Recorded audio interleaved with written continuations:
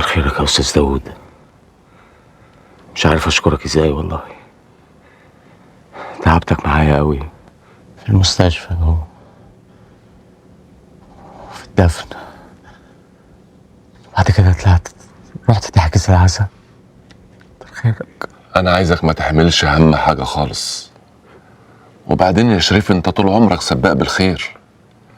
خليني ارد حاجه من الجمايل اللي ياما عملتهم معايا. الاستاذ نادر هو مش مجرد محامي، ابن خالتي وعندي ثقه فيه. اول ما عرف تفاصيل الحادثه طلع على النيابه من الصبح. البقاء الله يا استاذ شريف، وسامحني ان انا بدخلك في التفاصيل دلوقتي، بس من حقك ان انت تعرف نتيجة التحليل اللي اتعمل للسواق.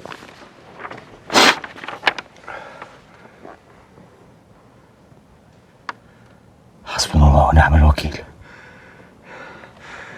حسبنا الله ونعم الوكيل. يعني السواق كان شارب مخدرات وسكران؟ بالظبط كده. وهو دلوقتي محجوز في النيابه. وكمان سواق الاوبر للاسف مات. لا حول ولا قوة الا بالله. واخو سواق العربيه اللي خبطتهم راح لاهل سواق الاوبر، عرض عليهم ديه علشان يتنازلوا، وشكلهم كده ممكن يتنازلوا. يتنازلوا؟ يتنازلوا عن ايه؟ عن دم ابنهم؟ ايه ده يا استاذ شريف؟ مش كده. ايه اهدى ازاي يا استاذ؟ اهدى ازاي؟ هم لو اتنازلوا ممكن يغيروا اقوالهم ويطلعوا ابنهم هو اللي غلطان.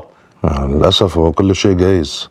انا بس كل اللي انا عايزه من حضرتك تديني موافقه مبدئيه ان انا اكمل المحضر، ما نقبلش باي تصالح. اقسم بالله، اقسم بالله لو هبيع اللي ورايا واللي قدامي، لو هشحت، ما هسيب حق شروق ويوسف، مش هسيب حق مراتي وابني. كمل يا استاذ، كمل وانا معاك. بكره الصبح هروح اعمل لك توكيل قضايا. اتفقنا يا استاذ شريف، اتفقنا. اهدى يا شريف، اهدى يا حبيبي، البقاء لله. اهدى. انا اسف. لا يا حبيبي لا. انا اسف. اتفضلوا القهوه. مش لزوم بقى خلاص. اتفضل اتفضل يا شريف.